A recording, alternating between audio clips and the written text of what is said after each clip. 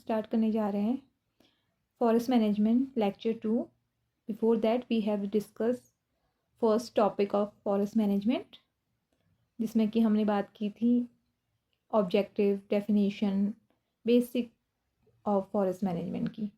And next हम discuss करने वाले हैं कुछ important basic forest management terminology.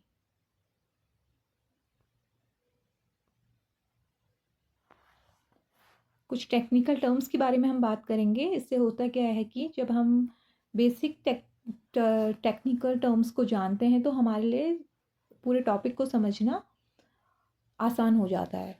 तो हम इसमें बात करने वाले हैं basal area, canopy density, crop density, forest crop, pure forest जिसमें आएगा, एंड नेक्स्ट आपका मिक्स्ड फॉरेस्ट के बारे में बात करेंगे, रेगुलर एंड इवनिस्ट फॉरेस्ट के बारे में, इरेगुलर फॉरेस्ट के बारे में, हाई फॉरेस्ट किसे कहते हैं, and coppice forest, secondary forest, normal forest.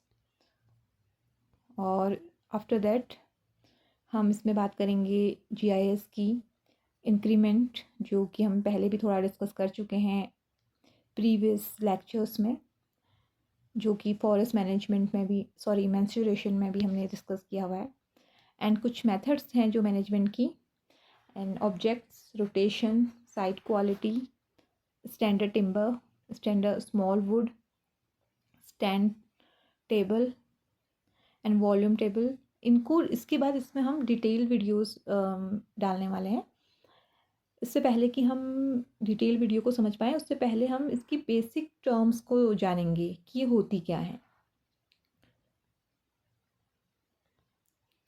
सो इसमें ये ऐसे हम यील्ड टेबल तक इसे डिस्कस करने वाले हैं।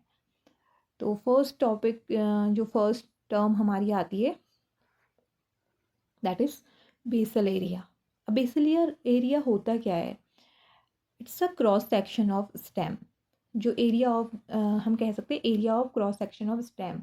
हमारी स्टेम ने किसी भी पर्टिकुलर ट्री की, जो हमारी पर्टिकुलर ट्री है उसका जो स्टेम है उसने कितना एरिया कवर किया है, और उसको हम जो मेजर करते हैं वो करते हैं ब्रेस्ट हाइट पर। अब ब्रेस्ट हाइट का मतलब क्या है? ब्रेस्ट हाइट का मतलब है कि एक स्टैंडर्ड डिस्टेंस कह सकते हैं हम इसे, जो कि 1.37 मीटर है फ्रॉम द ग्राउंड लेवल।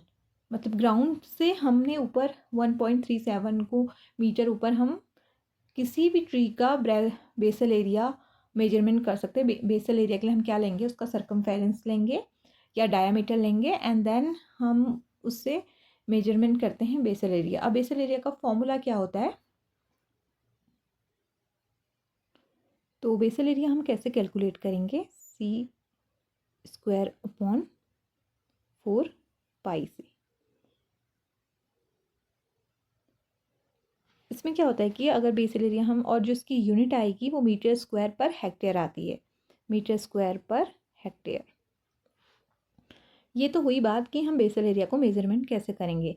अब यहाँ पर सी क्या है? सी हमारा होता है सर्कमफेरेंस, जो कि हम ब्रेस्ट हाइट पर ले रहे हैं। इसको हम नॉर्मली मीटर टेप से मतलब मीटर टेप का यूज़ करने के बाद हम इसको ले सकते हैं।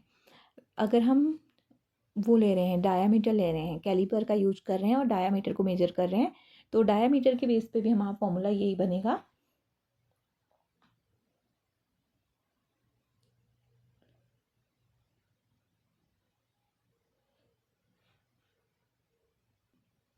जिसमें हम सर्कमफेरेंस को पहले डायामीटर में चेंज करेंगे, देन हम उसके बाद बेसल एरिया कैलकुलेट करेंगे।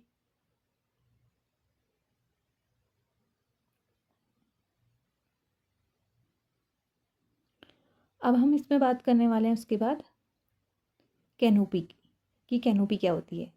कैनोपी का मतलब होता है कि हमारी जो ब्रांचेस हैं, ब्रांचेस का जो कवर है वो कितना है, मतलब ब्रांचेस का जो स्प्रेड है, कह सकते हैं कि हमारी जो कोई ट्री है, फॉर एग्जांपल हमारा कोई एक ट्री है, उसका जो स्प्रेड्स है ये कितनी दूर तक फैला हुआ है और इसका क्राउन कितनी दूर तक फैला हुआ है, तो ये हमारी रिप्रेजेंट करती है कैनोपी को। अब कैनोपी में भी दो टर्म्स होती हैं। जैसे कि हम बात करते हैं कैनोपी डेंसिटी की और कैनोपी कवर की, तो ये दोनों ही वैसे आजकल इंस्ट्रूमेंट आ गए हैं हमारे, जिसमें कि डेंसियोमीटर बहुत कॉमन है, जिसका यूज़ हम कैनोपी मेज़रमेंट के लिए कर रहे हैं, चाहे वो कैनोपी कवर हम कर रहे हैं या फिर कैनोपी डेंसिटी को मेज़र कर रहे हैं। तो कैनोपी कवर को हम बेसिकली होता है हम इसको परसेंटेज में दिखाते हैं, और जो कैनोपी डेंसिटी होती है वो मैंने यहाँ पर कैनोपी डेंसिटी को डिफ़ाइन किया हुआ है कि जो रिलेटिव कंप्लीटनेस है। अब होता क्या है इसमें कैनोपी के हम थोड़ा सा कैनोपी डेंसिटी और कैनोपी कवर को ट्री कैनोपी कवर और ट्री डेंसिटी मतलब कैनोपी डेंसिटी को समझते हैं आराम से। इसको समझना बहुत आसान है, क्योंकि दोनों टर्म कहीं ना कहीं एक दूसरे से मतलब बहुत सिमिलर हैं, तो कभी कभी इसमें डाउट आ जाता है। अब कैनोपी, ट्री कैनोपी का मतलब क्या है, जो ट्री कैनोपी कवर का मतलब कह रहे हैं, तो ये है एरिया जिसमें कि क्या होता है, एरिया कवर्ड बाय ट्री कह सकते हैं हम। ट्री के जो क्राउन ने एरिया कवर्ड किया है उसको ट्री कैनोपी कह सकते हैं। और अगर हम बात कर रहे हैं ट्री कैनोपी डेंसिटी की, तो कैनोपी डेंसिटी को हम कहते हैं कि थिकनेस कहेंगे, और कॉम्पैक्टनेस कैसी है हमारी जो ट्रीज़ की हैं, जो ट्रीज़ का क्राउन है उसकी थिकनेस और कॉम्पैक्टनेस कैसी है। मतलब इसका जो मेजरमेंट होता है, जो कैनोपी का कवर का मेजरमेंट होता है वो हॉरिजेंटल होता है, यानी कि कोई ट्री है उसका हॉरिजेंटल ये कितने तक हमारा स्प्रेड कर रहा है, तो इसका हॉरिजेंटल में हम देखेंगे इस एरिया में ये कवर, इस एरिया में जो इसका क्राउन फैला हुआ है। वहीं अगर हम बात करें ट्री कैनोपी डेंसिटी की, तो उसमें हम वर्टिकल देखते हैं। For example this is tree, हम इसमें वर्टिकली देखते हैं कि हमारी जो है थिकनेस, हमारी कॉम्पैक्टनेस, ब्रांचेस की, फोलियस की, ये सब देखी जाती है इसमें। तो ऊपर को यहाँ पे हम बात करें कि इसका जो क्राउन वर्टिकली हम इसको देखेंगे। एंड जब बात करते हैं हम ट्री कैनोपी कवर की, तो वो हम हॉरिजेंटल वे में मेजर करते हैं। तो अब बहुत सारे टूल्स का यूज़ हो रहा है, जिसमें कि अगर हम नॉर्मली किसी पर्टिकुलर फील्ड में कर रहे हैं तो कुछ मोबाइल एप्लीकेशंस भी अवेलेबल हैं। अदरवाइज जो फील्ड टेक्निक होती हैं उसका एक एग्जांपल यहाँ पर अभी हम कैनोपी डेंसिटी को समझेंगे। और वैसे इसका एक सेपरेट टॉपिक होगा जिसमें कि अगर ये चाहिए तो आपको, तो हम जिसमें बहुत डिटेल में इसको मतलब समझने की कोशिश करेंगे। तो अभी जो भी है ये इस तरीके से थोड़ा बेसिक हम इसका जान लेते हैं।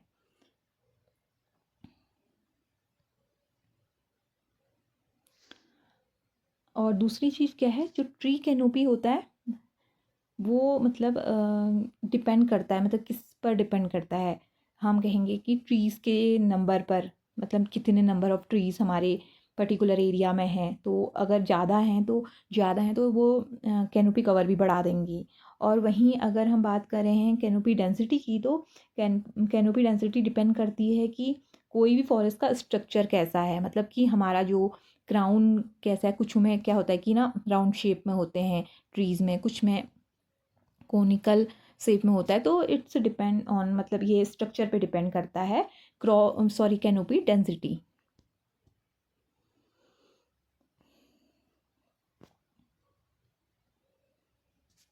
और वहीं अगर हम बात कर रहे हैं फ्री वो कैनोपी कवर की, तो अब ये जैसे कि हम इसका असेसमेंट क्यों कर रहे हैं, तो इसका जैसे लैंड कवर देखने के लिए, हैबिटेट देखने के लिए हम इसका करते हैं। और जैसे कि फॉरेस्ट है तो उसका जो कैनोपी डेंसिटी है उसका मेजरमेंट हम क्यों कर रहे हैं, हेल्थ के लिए, फॉरेस्ट हेल्थ को असेस करने के लिए बेसिकली। हाँ, अगर हम बात करें स्ट्रक्चर वगैरह देखने के लिए, तो ये सब चीज़ों के लिए यूज़ किया जा रहा है।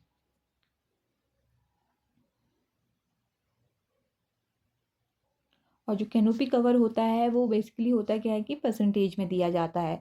और जो कैनोपी डेंसिटी है उसके लिए हम कुछ डेसिमल कोफिशिएंट का यूज़ करते हैं, जिसके बेस पे हम क्लासीफाई करते हैं कैनोपी डेंसिटी को कि 1 आ रही है। तो अगर ये डेंसिटी की बात करें तो कैनोपी डेंसिटी अगर 1 आ रही है, अब ये 1 निकलता कैसे है, इसके लिए एक डिटेल वीडियो होने वाला है। जैसे मैंने यहाँ पर 2 वो दिए हुए हैं, 2 डायग्राम दिए हुए हैं। तो एक ग्राउंड लेवल पर हम लोग नॉर्मली जब फील्ड लेवल पे काम कर रहे हैं और हम कोई इंस्ट्रूमेंट का यूज़ नहीं कर रहे हैं, डायरेक्ट फील्ड पर हम कैनोपी को देख रहे हैं, तो उस समय हमें क्या करना है कि एक ट्रायंगल बनाना है। उसके बेसिस पे हमने जो इसका देखना है कि 1/3 पार्ट जो है हर ट्री अपना कंट्रीब्यूट कर रहा है ट्रायंगल बनाने में। तो इस पर जो है इसका एक फॉर्मूला होता है कि हम पहले total crown area divided by ground area को भी देखते हैं। तो इससे जो रेशियो आता है वो रेशियो ये कोफिशिएंट को दिखाते हैं, और उन रेशियो के बेस पर हम डिसाइड करते हैं कि हमारे फॉरेस्ट में डेंसिटी कैसी है, क्लोज्ड है, डेंस है, थिन है। So it will depend on this.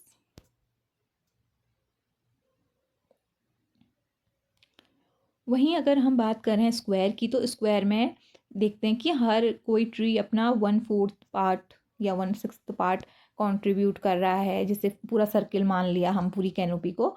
तो एक डिटेल में हम इसको स्टडी करेंगे, डिटेल में समझेंगे। अगर आप इसको डिटेल में जानना चाहते हैं तो मुझे इसके बारे में बताएं, मैं इसका एक डिटेल वीडियो यहाँ पे बनाऊँगी।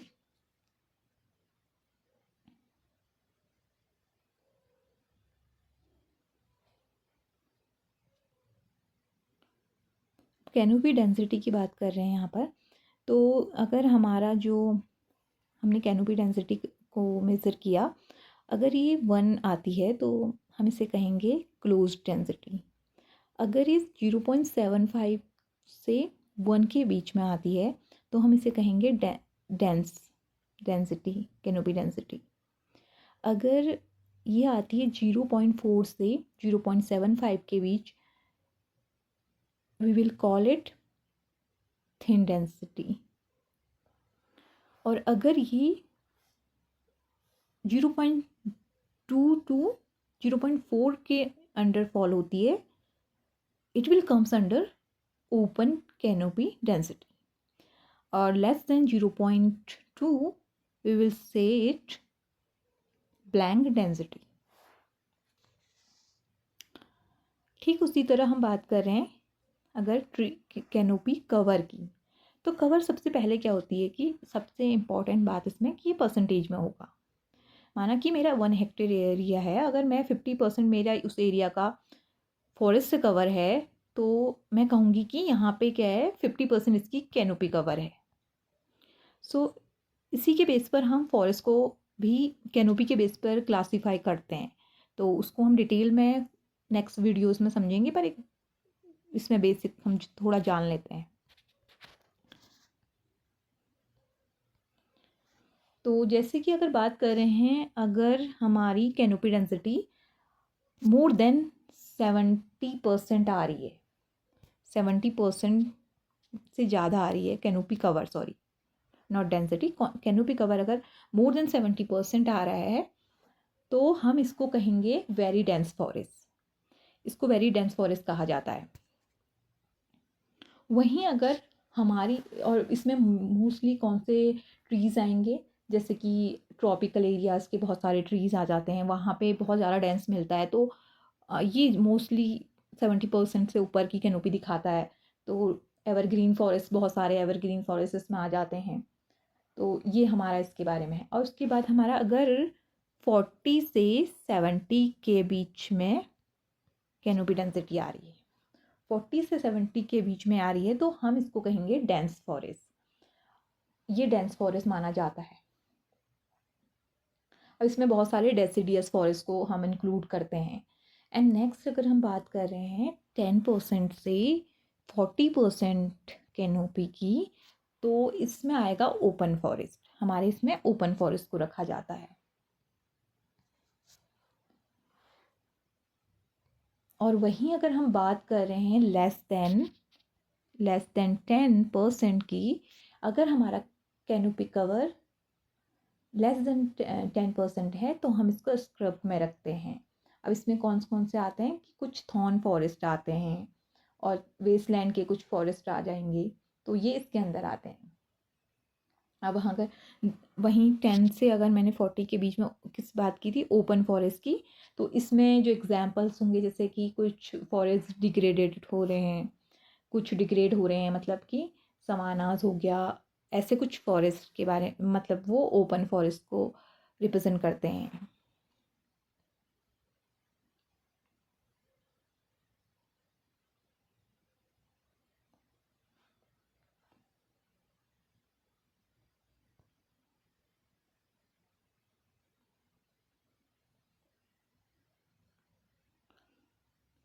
उसके बाद हम बात कर रहे हैं क्रॉप डेंसिटी की, या फिर हम बात करें इसको कहें तो स्टैंड डेंसिटी किसे कहा जाता है।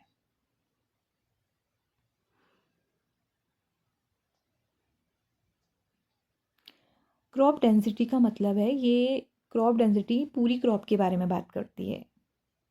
ये कोई वो नहीं है, कैनोपी डेंसिटी नहीं है, इट इज़ क्रॉप डेंसिटी। अब वो हम फॉरेस्ट की बात कर रहे हैं तो इसको स्टैंड डेंसिटी भी हम कहते हैं, बेसिक टर्म्स इसकी जो आती है। तो अब ये मतलब ये सीधे सीधे बात करती है कि number of plants per unit area in a forest, कितने प्लांट्स हमारे पर यूनिट एरिया में, किसी भी फॉरेस्ट के पर यूनिट एरिया में हमारे प्लांट्स, नंबर ऑफ प्लांट्स को रिप्रेजेंट करती है, दैट इज़ क्रॉप डेंसिटी, और we can say it stand density. And forest crop की बात करें तो फॉरेस्ट क्रॉप क्या है, normal entire collection of trees, shrubs, और जिसमें सारी की सारी वेजिटेशन आ जा रही हैं जो किसी भी पर्टिकुलर एरिया में ग्रो हो रही है, उसको हम फॉरेस्ट क्रॉप कहा जाता है। अब फॉरेस्ट क्रॉप में होता क्या है कि हम फॉरेस्ट क्रॉप को भी अंदर डिफ्रेंशिएट करते हैं। अब इसमें आता है हमारा सबसे पहले प्योर फॉरेस्ट। प्योर फॉरेस्ट हमें किसे कहेंगे, जो क्या है, जिसकी जो कैनोपी कवर 80%, जब कोई भी single tree species 80% canopy cover को शो कर रहा है तो हम इसे कहेंगे प्योर फॉरेस्ट। अगर कोई भी जंगल में मेरा 80% ऑफ जंगल क्या कहेंगे, अगर फॉरेस्ट 80% कैनोपी कवर अभी हमने बात की के अंडर आ रहा है तो ये हमारा कहलाएगा प्योर फॉरेस्ट।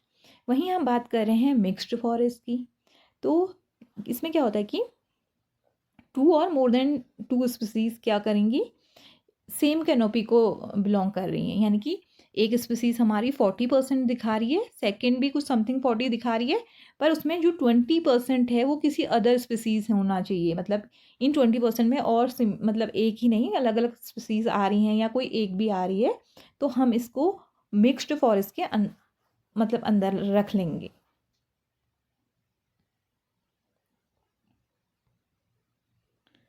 वहीं हम बात कर रहे हैं अगला रेगुलर और इवन एज्ड फॉरेस्ट।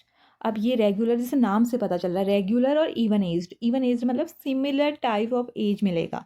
अब ये होता क्या है कि जब मैंने कोई फॉरेस्ट को ये आर्टिफिशियल वाले रीजनेशन में हम कह सकते हैं, या फिर हम नेचुरली जो फॉरेस्ट हैं और जो आर्टिफिशियल रीजनरेटेड फॉरेस्ट हैं, तो नेचुरली में तो नहीं मिलेंगे इवन एज, क्योंकि नेचुरली में तो ऐसा है सेम एज के हमें ट्रीज़ मिलना पॉसिबल नहीं होता है।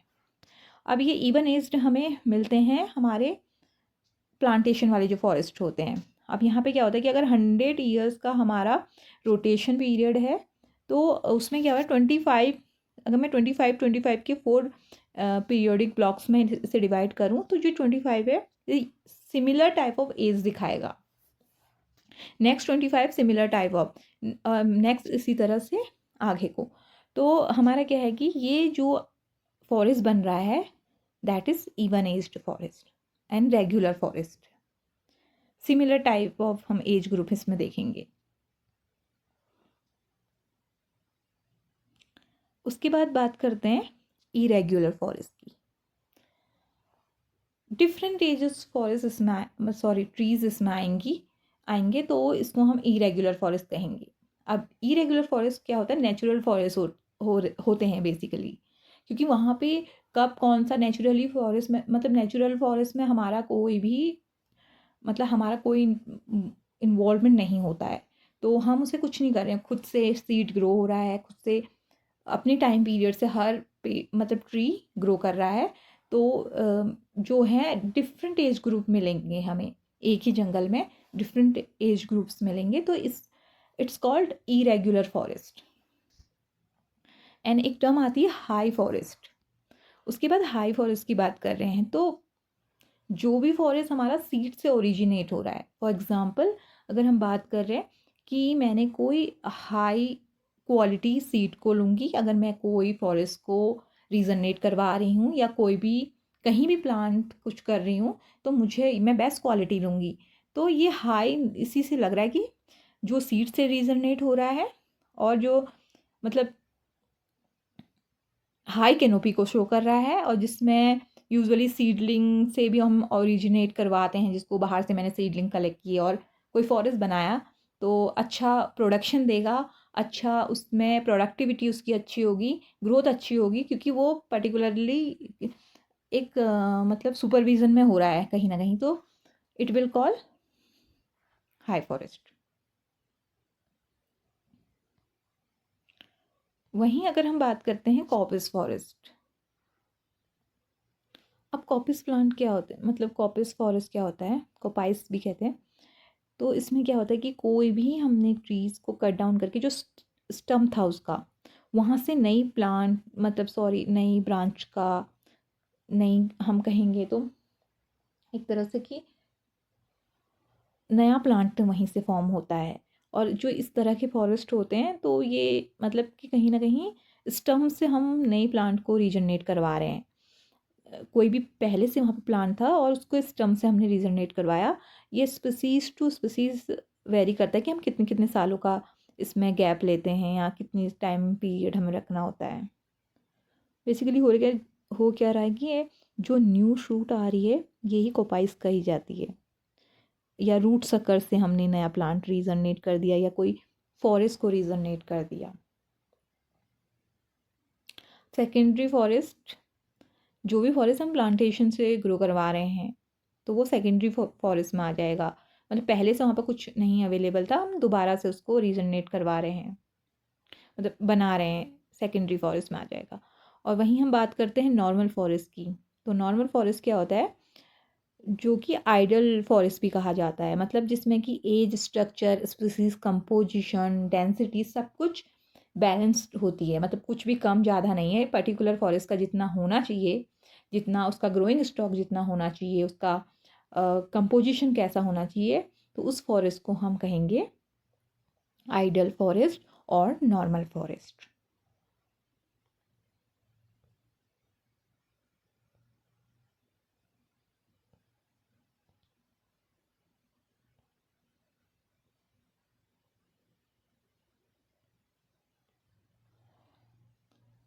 और अगर हम यहाँ पे बात करते हैं, जीआईएस की बात कर रहे हैं, तो जीआईएस हम रिमोट सेंसिंग के साथ लेते हैं, यानी कि रिमोट सेंसिंग को हम एक अलग टॉपिक में देखेंगे। रिमोट सेंसिंग मतलब कि कोई भी डेटा अगर हम बिना फॉरेस्ट को टच किए फोटोग्राफी से या फिर सैटेलाइट के थ्रू डेटा कलेक्ट कर रहे हैं, तो वो रिमोट सेंसिंग में आता है। और वहीं वहीं उसी डेटा को गैदर करना, मैनेज करना, एनालाइज करना, और इसको हम क्या कहते हैं, मतलब इसको किसके अंडर लाएंगे, जीआईएस के अंदर, जियोग्राफिक इंफॉर्मेशन सिस्टम।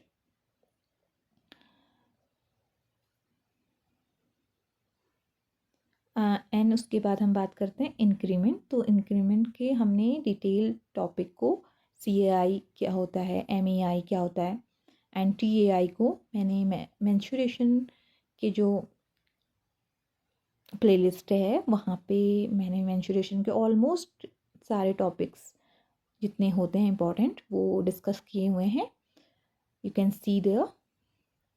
और जो हम इंक्रीमेंट की बात कर रहे हैं, तो इंक्रीमेंट का मतलब ही वही होता है, increase in girth, diameter, basal area, height, मतलब इन सब में जो इंक्रीमेंट देखा जाता है, इस इसको ही हम डिस्कस करते हैं इसमें। अब जैसे करंट एनुअल इंक्रीमेंट को हमने बात किया हुआ है, वहाँ पे ऑलरेडी ये चीज़ मैंने पहले समझाई है, जैसे कि मीन एनुअल इंक्रीमेंट किसे कहते हैं और टोटल एनुअल इंक्रीमेंट किसे कहते हैं।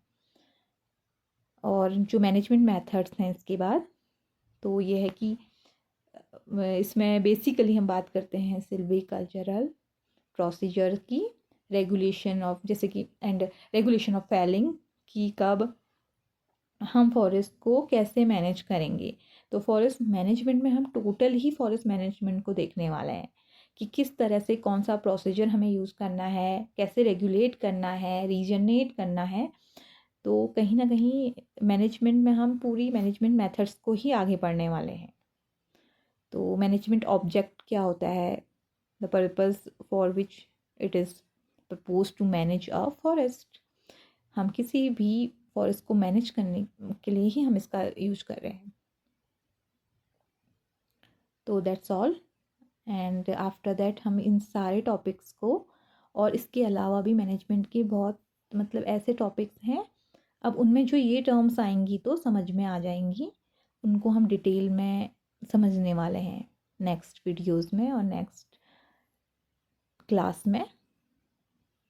हाँ, इसमें मैंने इसका नेम चेंज कर दिया हुआ है।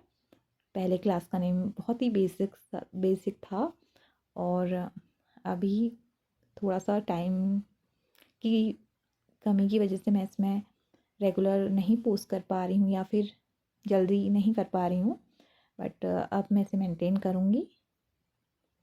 बट इसको वैसे मैं बोलती नहीं हूँ, अगर ये किसी के लिए बेनिफिट कर रहा है तो आप इसको सब्सक्राइब और लाइक तो कीजिए, और शेयर भी कीजिए अपने फ्रेंड्स के साथ। बिकॉज़ क्या होता है कि जब लोग जुड़ते हैं या स्टूडेंट्स जुड़ते हैं तो इट्स मतलब मोटिवेट करता है मुझे कि मैं काफ़ी स्टूडेंट मेरे साथ इसमें जुड़ रहे हैं, तो मुझे और ज़्यादा इसमें जो टॉपिक्स अगर आपको बहुत दिक्कत कर रहे हैं, सो यू कैन कम